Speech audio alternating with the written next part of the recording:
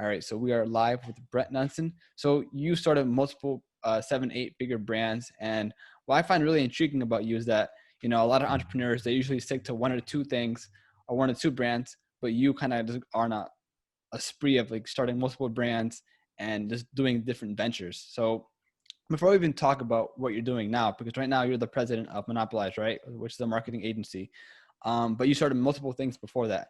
But before we even get to that point, can you just tell us like who you are, what you do, and your origin story into entrepreneurship? Yeah. So, my name's Brett Knutson. I'm originally from a small town in Minnesota. I now live in the greater Las Vegas area with my wife and 4 kids. And origin is, real small town, right? Like 600 people. My dad was a cop. My mom was a teacher. My parents got divorced when I was 14. And my mom, after the divorce, went through foreclosure and bankruptcy. And so I went from living kind of a middle-class life growing up to a very, very, very like involuntarily went without food, didn't have like more than one set of clothes, like really bad situation throughout most of high school. And growing up in a small town, didn't know any entrepreneurs. And didn't even know what an entrepreneur was till I was an adult. So that's kind of my origin story. So you weren't, say, a natural born entrepreneur. You kind of stumbled upon it, maybe reading a book, or you had an event where you kind of, a certain events led to that certain point where you became a businessman, entrepreneur. Yeah, I would say I'm not a natural born much of anything. When I was growing up as a kid, I was very, very shy. I was super bullied. I was afraid to look people in the eye. Like my dad would always have to remind me, like look up when someone's talking to you, like respond, shake hands. And so all my communication skills, everything has all been very intentionally developed over time through like grueling embarrassment of, people saying what's up and me saying good and, how are you? And I say not much. And just, this trial and error process of trying to make friends and be a better communicator. And being an entrepreneur, for that, it was more of me always growing up kind of feeling like a black sheep, knowing a lot of what I didn't want to do with my life and nothing of what I did want to do. And so I met my first entrepreneur shortly after high school. He was the father of 2 girls that I went to school with. And he had sold a commercial real estate portfolio that he had for over $150 million and retired at the age of 42. And there was something in me that reminded him of himself. And he kind of took me under his wing. And fast forward a little while later, we ended up starting a company together. And that company failed spectacularly and very publicly. And so it was very humiliating. And for me, it was almost... it almost became the end of my entrepreneurship journey. And in a way it pretty much was, because I decided that I wasn't cut out for that. And I went to sell cars at a car dealership. And it ended up being my mom who kind of was my inspiration to get back into entrepreneurship. And she's the reason why I created Hive, which is kind of my first successful company, or at least you could say in some degree. So when you were working with that guy that sold the portfolio for $150 million, did you go back to him, or did you decide to do something on your own now and, not have a mentor, but, take your own route and find your own business? Yeah. So, I've always tried to have mentors, or at the very least peers around me that are pursuing the same things as I am. But in that case, I had the title of founder, but I wasn't really given any control. Which was something that, was a learning experience for me, that I didn't ever want to start a company and not have control. And, he and I are still good friends to this day, but it was a mess. When that company failed and I had raised, over $100,000 from friends and family, $5,000 at a time, because no one had the money. And people, in a lot of instances, were giving me the 5,000 because they believed in me, not because they understood the idea or anything.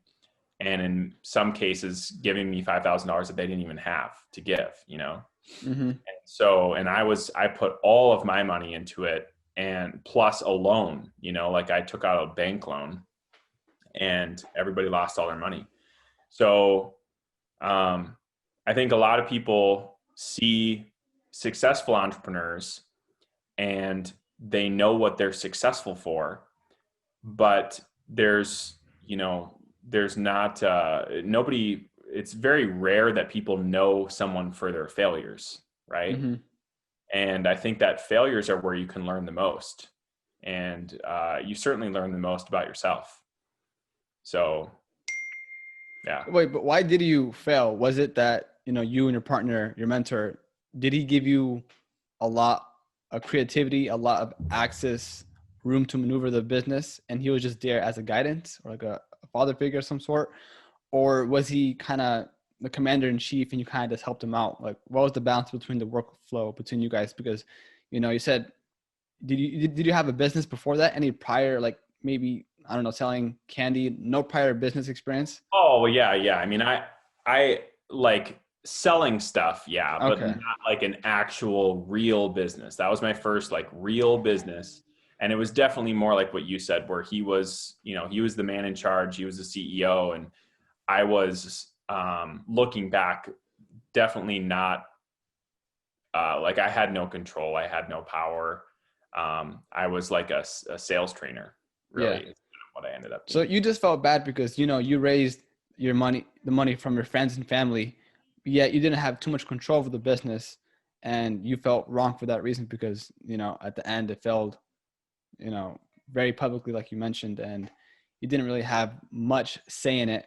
You didn't have a lot of hands on the actual business. Yeah.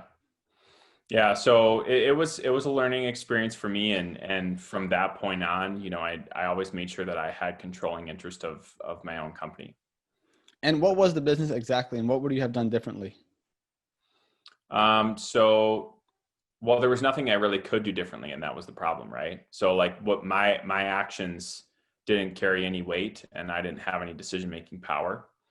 But moving forward, the companies that I started, even when I was, raising capital and stuff like that from investors, I always was aware of what their equity holdings were compared to my own, and making sure that I always had the majority share. Hmm. I feel that can be kind of intimidating and scary because, you said didn't have any prior experience, whereas this guy just made, sold his company for 150 million. You can have, really good inputs, really good ideas, but maybe you don't want to put him out there because he might shoot them down because he has the real business experience. And I guess that kind of shows that you have to find maybe the right partner, find the right balance, and, have your say in it as well when you make a business Well, with someone else. one of the things that it taught me was that just because you were successful in one vertical doesn't mean that you can copy and paste your success into another vertical.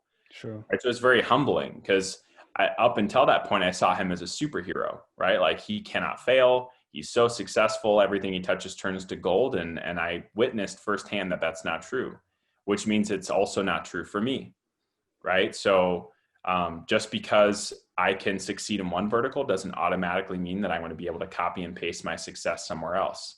And so what that turns into then is an awareness of always needing to surround yourself with people who are smarter than you, who are strong where you're weak, and building a rock solid team. Because if you try and do it all yourself, there's no way that you're going to be able to do everything effectively enough. Hmm. So after that business, you said you went to work for a car dealership, and then your mom helped you get back up to your feet. She inspired you. And did she inspire you to create your own business or just to, be more, I guess, ambitious? No, so my mom was literally the reason why I got back into entrepreneurship, because she was chronically disabled. So she would just sit at home by herself all day, and she was very lonely. And I started looking for a way for her to connect with people, maybe online, that were nearby, who could come and pick her up and do something fun. And this is back in 2012, 2013, so there was nothing at the time. And so one of the benefits of being naive is you don't know how hard something is until you try it. And so I kind of naively thought, well, I'll just start a social network. like just real quick, start a social network. And so that ultimately became Hive. It was venture backed. We raised millions of dollars and had hundreds of thousands of users and worked with influencers and celebrities and professional athletes and all that stuff to help promote it. And I was able to solve that problem for my mom. I feel if you really want to solve a problem because of a necessity, I think any entrepreneur would, really figure it out if they're really down to it, and it comes with any problem, like a life or death scenario. If you kind of put it in that respect, you hear the stories where people lift up cars literally just to save someone because they have that strength inside like their body, and they never knew they had that strength before. And now putting that into a business perspective, where you really want to help someone, in this case, your mom, you created this business, this company that resulted in huge success, which I find really, really intriguing. Yeah. And I mean, Hive ultimately didn't even it didn't even succeed on the scale that I wanted it to. But it did solve that problem for my mom. And I was able to then take the relationships and the experience and expertise and everything that I had created and developed through Hive. And I was able to start Monopolize and, several other companies that are now successful as a result of everything that I learned and all the relationships I built through my experience with Hive. Now, how do you go from I'm assuming not knowing anything about software development, to creating an app, to raising money, to marketing Hive? Like, how do you go from like zero to those steps? Yeah, so that 100% comes back to what I was talking about earlier with surrounding yourself with people who are smarter than you, right? And so my goal was to be the dumbest person on my team that I created. And I think that I succeeded with that. I mean, we had incredible people that we were working with. We had people who had rejected offers from Google on our software team, on our software development team. We had, incredible minds behind each individual part who were strong in those areas. And I was just the guy who was, responsible for putting the team together. And my skill is selling. So I was the one who raised the money. But outside of that, I had fantastic people in almost every other area. And I would say, aside from the capital raising part, the other part that I played a role in was the marketing part. And that's ultimately why I started the agency after Hive.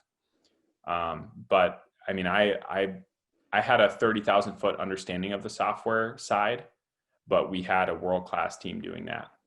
So it's definitely something I could not have done on my own.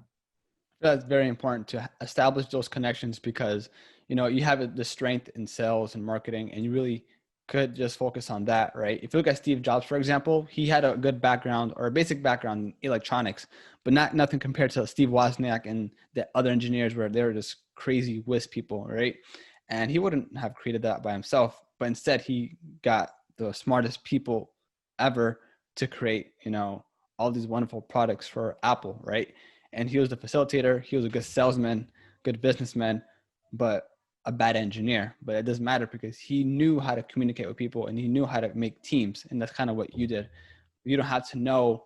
I mean, yes, it's important to know each aspect of the business, but you don't have to be a master in absolutely everything and just be reliant on your true strengths, which was sales. Yeah. Yeah. So Steve Wozniak is someone that I'm privileged to know personally.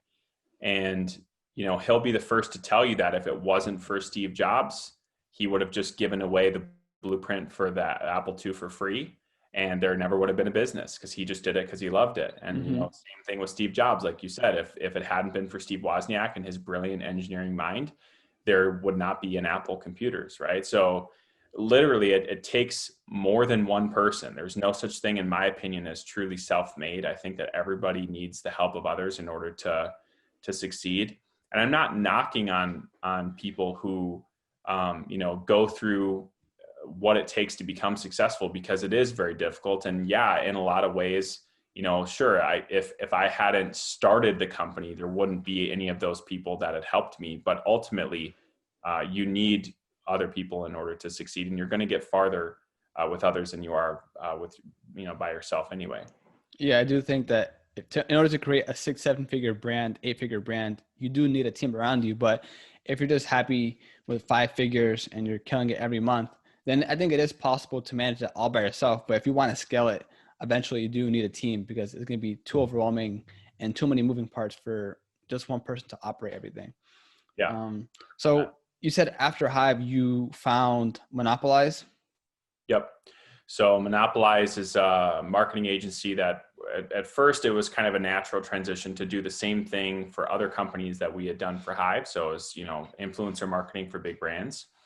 And very quickly that, there was interest from some of the really large personal brands and personalities that wanted us to do some of that work for them. And so now we help grow and scale and monetize many of the world's largest personalities and personal brands and celebrities and stuff like that. You guys are a full stack agency, down to branding, marketing, influencer marketing, all that fun stuff. Now, was that the sole intention or the sole purpose initially to have all those things in a marketing agency, or did you focus on one thing primarily and then expand to other things? Because what I hear from some marketing agency owners is that, especially if they start by themselves, if they focus on too many things, they're not going to get everything done. But if they focus on one thing, for example, just SEO or just, social media management, then over time, as they scale that, they can move on to other sectors within the marketing agency.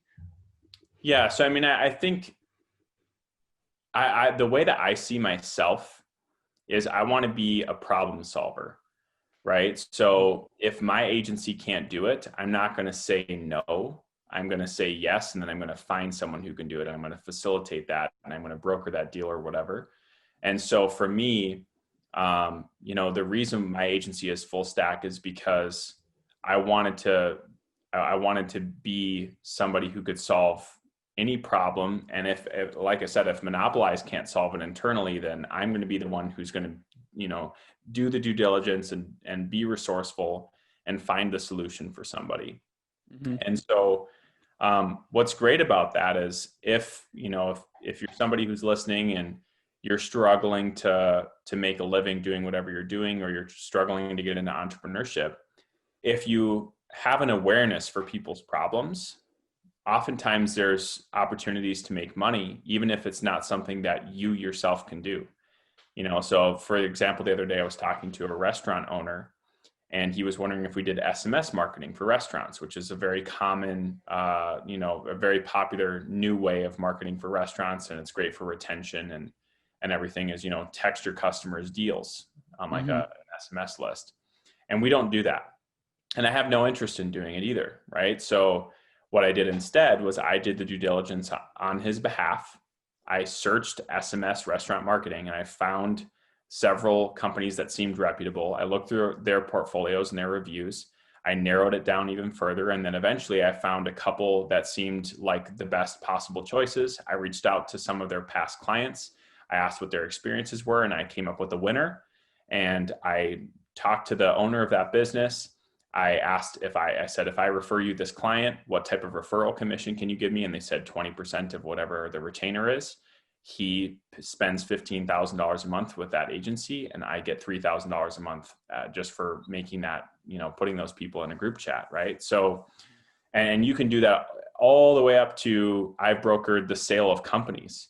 Right. So I've connected somebody who's looking to sell a company to somebody who is looking to buy a company, or to a brokering agency that can sell companies, and gotten 10% of the sale of the company. Right. So there's unlimited options if you see yourself as a problem solver, versus if you narrow yourself, if you're kind of too narrow-minded and you see yourself as I can only solve this one problem.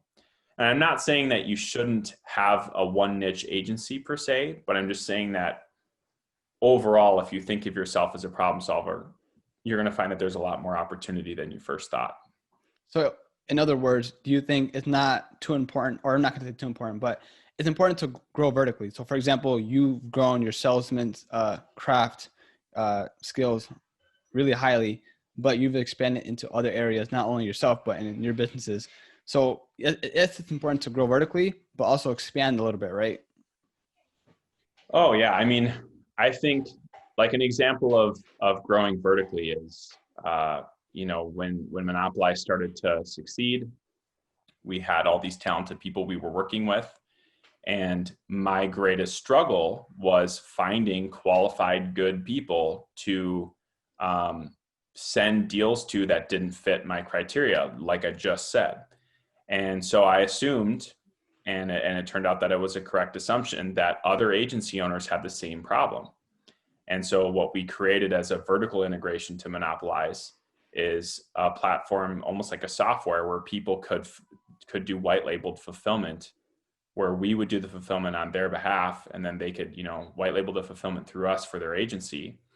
And so that's kind of an example of like vertically integrating, right? So it's the McDonald's philosophy of have the restaurant, but then also own the land underneath the restaurant and then lease the land back to the franchisee. And now you have a real estate company and a restaurant company. Yeah. And it comes full circle. But yeah, I would say too oftentimes people overcomplicate it by trying to start too many things at once. So start with one thing, like get one thing figured out first before you try and create multiple streams of income or multiple businesses. But then once you have that delegated and there's systems in place, you want to start figuring out ways that you can scale by, vertically integrating things like that. Yeah, you brought a good point there. Once you have those systems, then you can move on to other things. So you've worked with the Monopolize, you work with Coca-Cola, Nike, Oreo, these really big brands. Do you work with any small to mid-sized businesses, or is it really, Fortune 500 companies, huge brands now? Yeah. So a lot of the really big brands on our site are companies that we did white labeled work for. Oh. Right. So we're not even like other people will come to us because they know that we have access to, say, influencers or whatever that they don't have access to. And so when, in the case of Monopolize's direct client list, we do have some large clients like that, but we also certainly do work with medium and small businesses. And we also have a lot of large personalities as kind of our main clientele. So we work a lot with, big influencers and big business personalities and stuff like that to help them grow and monetize their brands. Yeah. So since you've worked with these huge brands and they have, a large budget to work with where they can spend their marketing dollars on almost anything, right? From your experience, I think mainly the people listening to this are small to mid-sized business owners, entrepreneurs. Of course, you're not going to have maybe, 6-7 figures to spend on marketing, but if you're to condense that or have some really big pillars to explain to these small business owners, what are some key principles in marketing, for example, your brand, or e-commerce, should you really emphasize on just conversions or really building a brand around your e-commerce shop, influencer marketing? What are the really key pillars nowadays to market your brand? So, and this is not a one size fits all answer, but I can tell you that this is something that a lot of the really big companies are trying to pivot to and move towards. And it's a huge wave of adoption that we're seeing, which is building a personal brand. It's a lot more effective to build a personality or a personal brand than it is to build a corporate brand, because people can't relate to a corporate brand like they can relate to another human being. Right. So as an example, if you're running a nonprofit organization where, you're, let's say, centered around feeding starving children, instead of talking about in an advertisement how many starving children there are and how much of a problem it is, if instead you said, this is Eliana is 7 years old, she hasn't eaten in a week, donate and help save Eliana's life, right? That's way more effective. And it's because there's a human element there. It's a one-to-one. So if you look at Progressive, right, the insurance company, they have Flo, right, who is their like spokesperson. That's very intentional. Even if you look at Tesla, right, Elon Musk is a personal brand. He's a personality that drives Tesla. So much so that one tweet from Elon can make or lose them billions of dollars. Right. And so the personality, the personal brand side of branding is very, very, very important. And it's also a lot more affordable to build a personal brand to a significant, level than it is a corporate brand. And you can do this organically for free with platforms like TikTok that have fantastic organic reach potential. You can do it with YouTube for free, which has limited but still potential organic reach significance. And then you can also do it, by paying for growth, whether it's through Instagram or wherever else. So that's something that we've seen a huge shift in the past couple of years.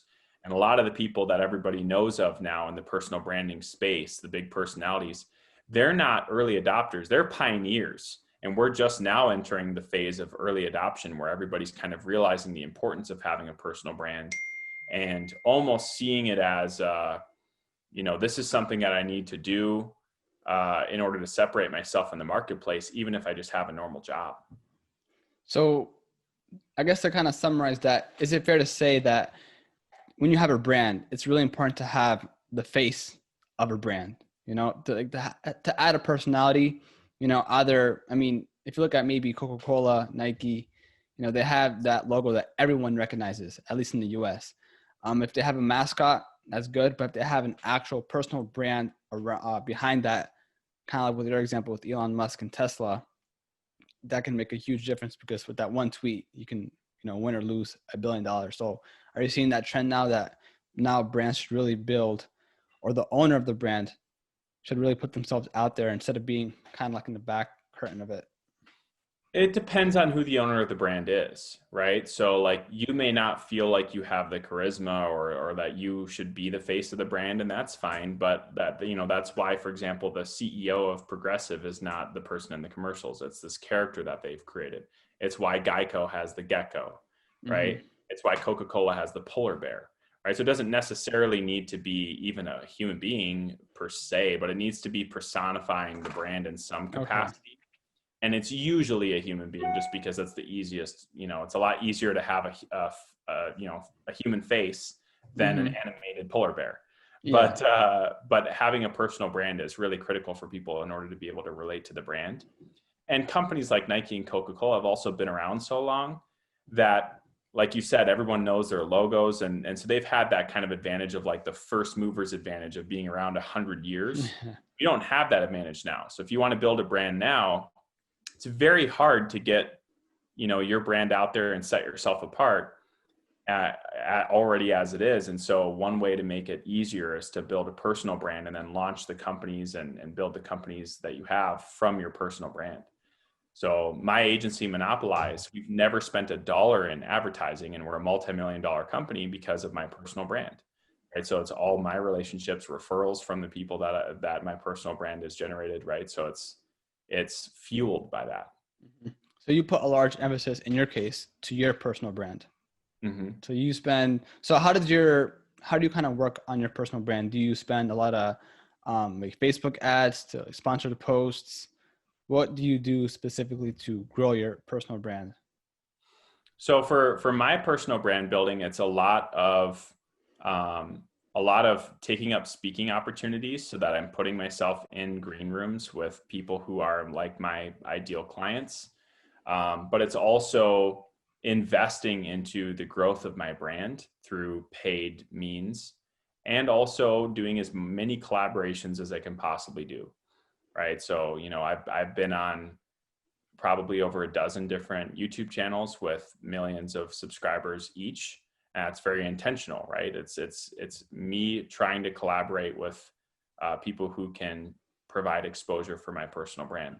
And then from there, once people are aware of me and my personal brand, the process of getting clients for my agency is effortless. Mm-hmm. So even though you can't really see a direct correlation of a direct ROI on that, besides your time, overall, you can get not only a good network, but indirect sales through your businesses by putting yourself out on these shows, podcasts, conferences, you name it. Yeah, I would say the indirect benefits far outweigh the direct benefits of having a personal brand. And the indirect benefits alone are worth investing into building a personal brand. But the direct benefits of having a personal brand, like direct monetization of a personal brand, is also very possible. A lot of our clients do monetize their personal brands directly by selling a course or by, having some sort of mentorship or coaching. And so, we work with people like Jay Shetty, like, all these big personalities to help them monetize directly their personal brand. And in many cases, these people are making hundreds of thousands of dollars a month just directly from their personal brand, not to mention all the indirect benefits of, being able to become a best-selling author, or being able to speak on stages, or, being able to close big business deals.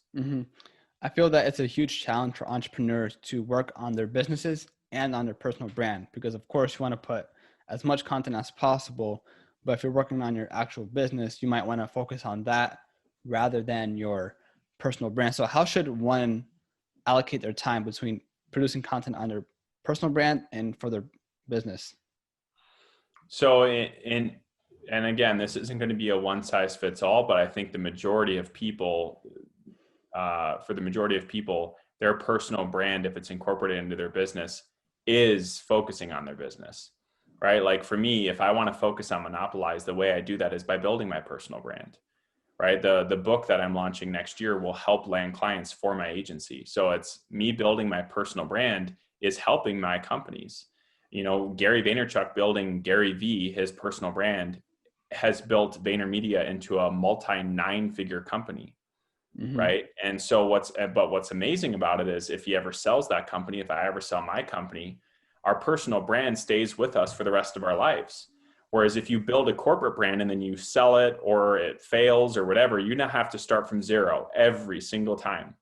If you build a personal brand and then you exit your company, or your company fails, you are never starting from zero. Now, to provide a context, you actually found Monopolize with another group, and it was eventually acquired by Target, right? And now you're the president, because you still have to, I feel that when a company acquires another company, usually the owner, the founder, has to stay a while to have a smooth transition, right? So just to clarify, the people that I started Monopolize with before we started Monopolize together, they sold a company of theirs to Target. Oh, okay. Yeah. So they had a company called Shipt, which is a grocery delivery platform. And it sold to Target in December of 2017. And then shortly after that, we started Monopolize.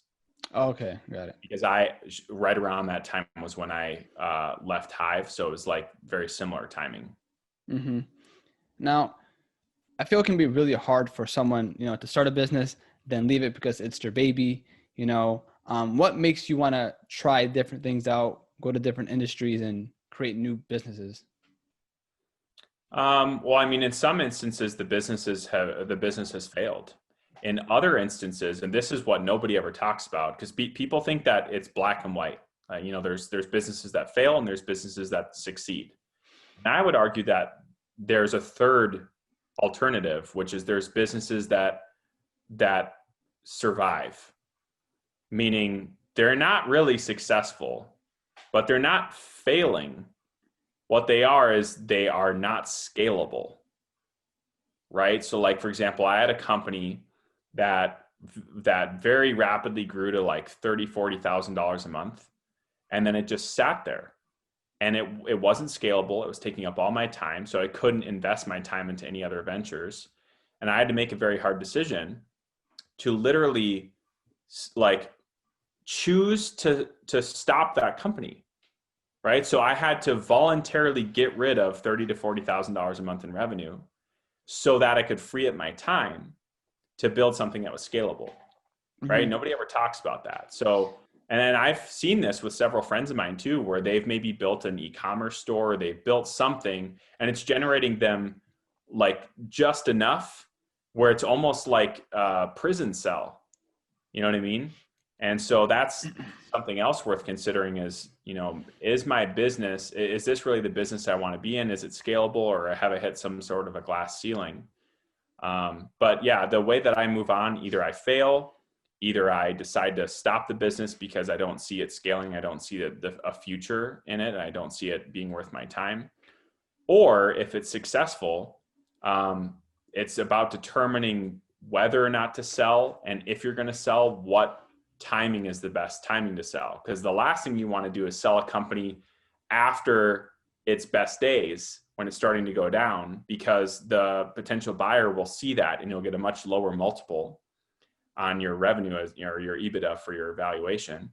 And you also don't want to sell when it's growing, 20, 30% month over month, because what if you sell and then you regret it because it, absolutely skyrockets. So it's this very kind of fine line, if you're going to exit a company, of do I feel like we're in our best days?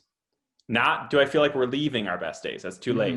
Not do I feel like we're heading towards our best days, because then you're going to miss out. But do I feel like we're in our best days? And that's when you want to sell. But say you hit that plateau and you're not making more than 30, 40 grand a month, like in your case, right? Now, at that point, do you kind of expand or think of new ideas to generate other forms of revenue? And I guess an example is, if you take a look at Apple, of course they sell their hardware, but now they have, Apple TV, and they have these subscriptions, revenue streams. So instead of relying on one revenue stream, they kind of expand into other ones, and that's how they scale.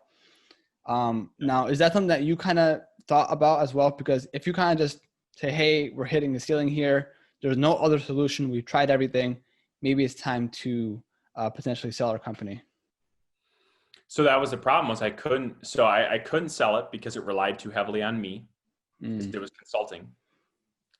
And I didn't have the time to have any sort of vertically integrated additional streams of revenue, because I didn't have the time to create them, because it was consulting.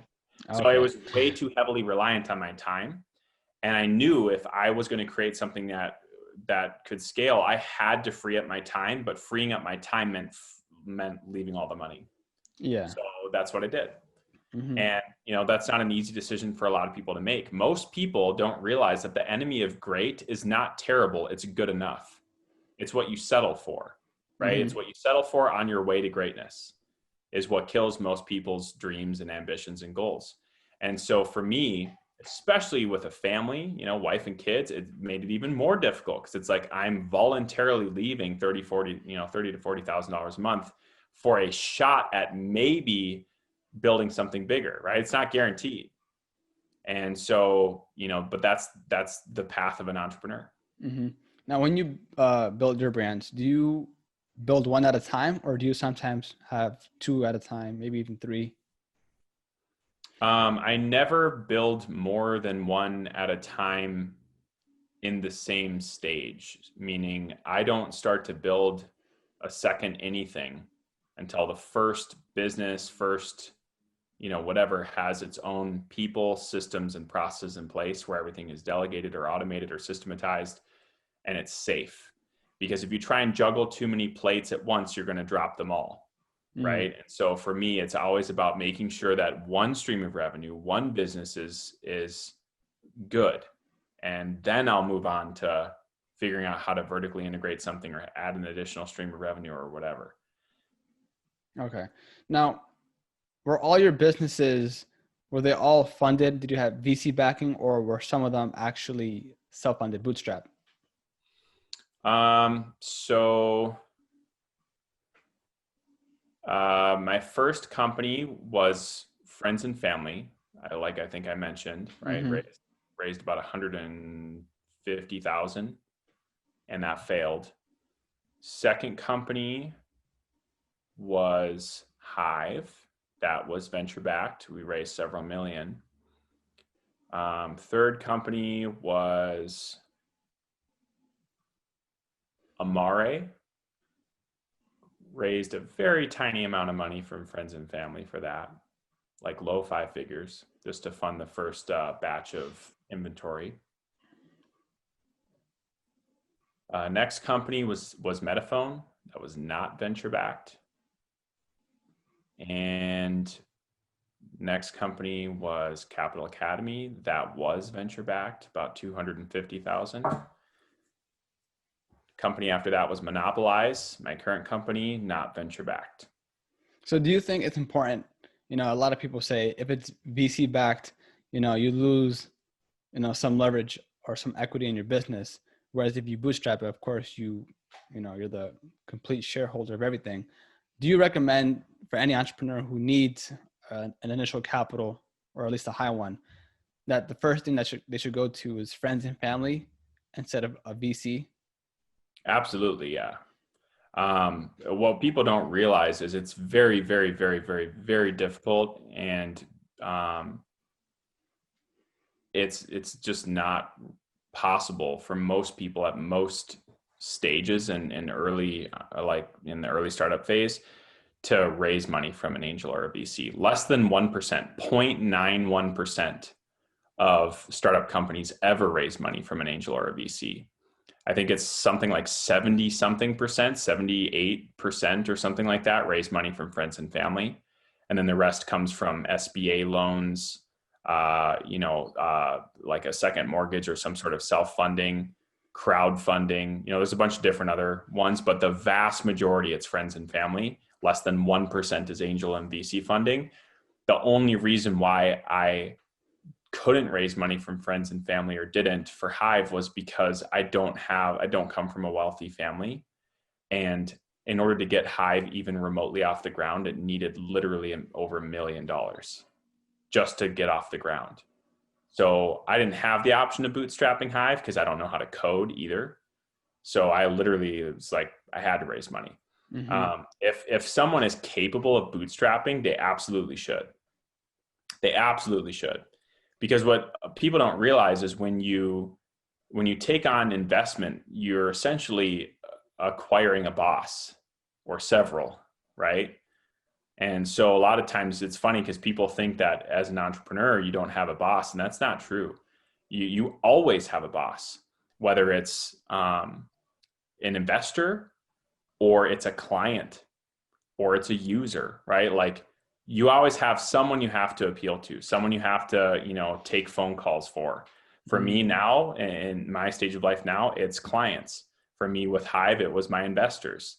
Prior to that, it was, whoever my boss was. But you always have someone you're kind of held accountable to. And so just keeping that in mind is important. Yeah, I do think bootstrapping or just raising money is very difficult. Now you see you can even crowdfund too, which is kind of like bootstrapping.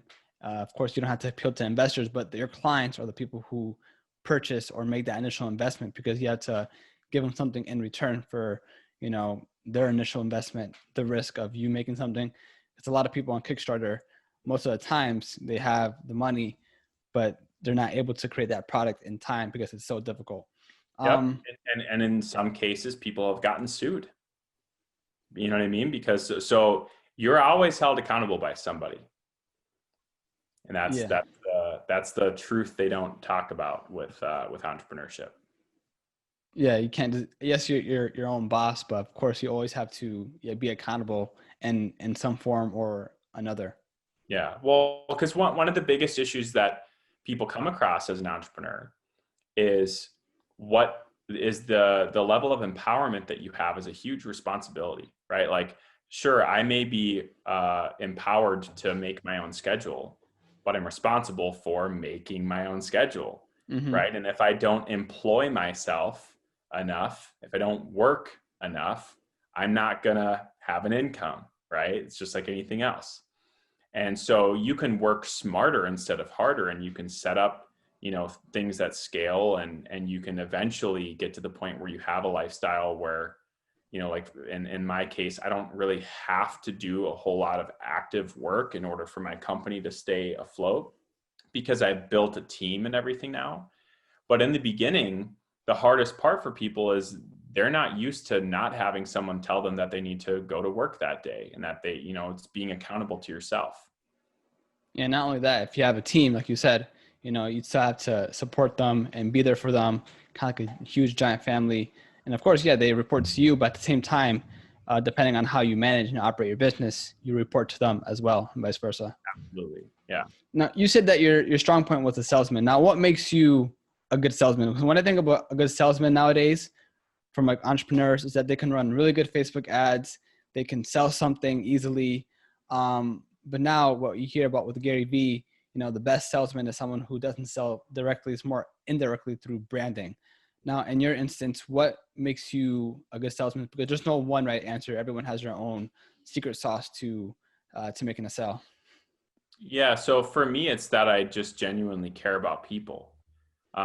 If you feel like you're being sold, that's not a good salesperson. Good salespeople, it feels like you're making a friend, but it's not a normal friend. It's like a trusted expert friend, So like my wife, if she's going to go shopping, she might bring along her fashionista friend, and then she'll try on something and say, what do you think? Right? Trusted expert friend. Now, if her friend says, don't get it, she's not going to get it. And if her friend says, get it, she's going to get it. So that's the role you want to play as a salesperson, is you want to build rapport, right? Have that friend part there, but then you also want to have the expertise and gain that trust to where they lean on you. And at the end of the call, after you've gotten to know what their needs are, you're more so recommending something for them as a trusted expert friend than selling them something, right? Mm-hmm. And to So boil that down, sorry, you need to actually believe in the product and service that you're selling. Of course. I've never sold anything I didn't believe in. Okay. Because, with drop shipping and similar business models, you don't have complete control of the operation, especially the shipping and the way you package your goods. Most of the time, you don't even see it. And it's going to be very hard to really convince someone that it's a good product, even though you haven't tested it out yourself. Yeah. I'm not saying it's a bad business model, but it's one of those business models where you don't have too much control of what the product and service or what the product actually is. So I think if you firmly believe in something, you don't have to fake it whatsoever, because you are a firm believer and you kind of stand by your actual opinion on what you provided for your client. Yeah, it helps tremendously to have a good product. I don't think that there's such a thing as a product that sells itself necessarily, but there is such a thing as a product that works against you, right? If you're selling something that you don't believe in, it's going to be very hard for you to convince anyone to buy it. And so for me, everything I've ever sold has always been something that I believe in, and that definitely does play a big role. So you said you've been in contact, you've personally spoken to or been with and met with a lot of, influential people, entrepreneurs.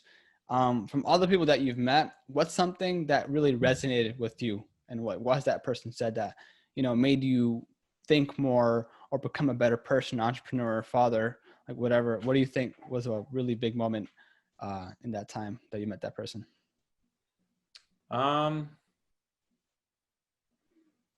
One of my mentors and longtime friends lives up in Canada, and he one of the reasons why I look up to him so much is because he lives a life that I would aspire to live in more than just one category, right? There's a lot of people that might want to be like Elon Musk in business, but they probably don't want to be divorced 4 or 5 times like he's been, right? And so it's very challenging to find somebody who you look up to in all areas of life, someone who has been very successful in business, someone who's very generous, someone who has a wonderful marriage, someone who has a great relationship with his kids, someone, on and on. And so for me, that's this gentleman. And what he shared with me was, I said, how do you find time for, your family and running all these huge businesses and, being on the boards of all these big charities? And he said, I don't find time, I make time. And he basically he continued to explain to me that the difference is that if you try and find time for your priorities, you won't. So if something's truly a priority of yours, right? If having a good marriage or having a great relationship with your kids is a priority of yours, you have to make time at the expense of your business, at the expense of, other things that are important to you. And so if you know what your priorities are, then, if you're keeping them in check well, that means that you're making time for those things at the expense of other things. I've spent time with my wife and kids and literally lost business, right? I have, taken care of business and I've won over business, but it's always at the expense of something else. And so you have to be aware of what your priorities are and make sure that you're living your life according to those. Mm-hmm. So ever since then, you kind of try to create systems in play where you buy yourself more time, essentially, right? Yeah, I mean, the winning formula is if you can find a way to basically free up your time to where you can spend it as you please, right? And so for the most part, I'm able to spend as much time as I want with my family, you know, but there are occasionally times where it might be an evening or a weekend and I have to, I have to do something that's work related. But whenever it matters, I'm there for my family. And it doesn't matter what, like at what cost, it doesn't matter, when it comes to my business. And that's because I know what my priorities are. So even like in your case, in Elon Musk's case, no matter how busy you are, there's no excuse into, finding or buying time. There's always a solution. But of course there's going to be a sacrifice, either that's, time or losing money within your business because you're not there all the time. So it's sacrifices. You're always sacrificing something, because theoretically I could work from sun up till sundown and I would make more money. But it's at what cost? Well, at the cost of having a social life, at the cost of having a good marriage, at the cost of my kids knowing me at all, at the cost of a lot of things, at the cost of my health. And so I have to make sure that I know what my priorities are and in what order they are. And then I have to make sure that I'm living my life according to what I say my priorities are. So I just want to ask like one final question before we wrap up. How does your day usually look like on average? So I don't really have a usual day, but if I were to try and explain it, usually I wake up in the morning and I spend some time with my family and I have breakfast. And then if I'm not traveling that day, I'll go into my home office, and then I'm usually, kind of in between, either on calls, answering email, and then spending, time with my family when I don't have anything going on. I really value time with my family. And then in the evenings, I will, have dinner with my family, put my kids to bed. And then sometimes I'll, have like a late night client dinner or something like that. Obviously it's a lot different if I'm traveling, but things can vary. Something like that. And also one more thing, you said you mentioned that you are in the process of writing a book or releasing a book. Yeah. So next year I'm going to finally be releasing my book, and I'm super excited about that. So, what's it on? Knutson, Knutson, for updates on my book. Oh, so you said in about a year. So how's that process of writing a book? Is it your very, very first one? Yeah, I actually have a whole other book that's already written, and I was going to put that out a while ago. And I decided instead that I wanted to put this book out with this content instead first, because I feel like it's more important, and it also the market needs it right now. So I had a whole other book that's written and done, and I'm prioritizing this one first. Okay, and then after you're gonna release the one that you initially wrote eventually, right? We'll see. Maybe. Yeah. Awesome. So you're gonna keep us updated when that's gonna be released. There's no hard date on the actual release date. Not yet. Tentative. Okay. Not yet, but it'll likely be fall of 2021. Okay, and it's gonna be, I'm assuming, on Amazon, so anyone can find it. It'll be a lot of places. I'm working with literary agent and publisher and all that stuff. Yeah, but that's been taking a lot of your time. Yeah, awesome. Right. Thank you. So yeah, but I really do appreciate you being on the show. I think we learned a lot here, and yeah, I'll definitely notify you once the podcast is uploaded and tag you in all the clips that we make on Instagram and whatnot. That's great. Thanks for having me. For sure, Brett. Take care. All right.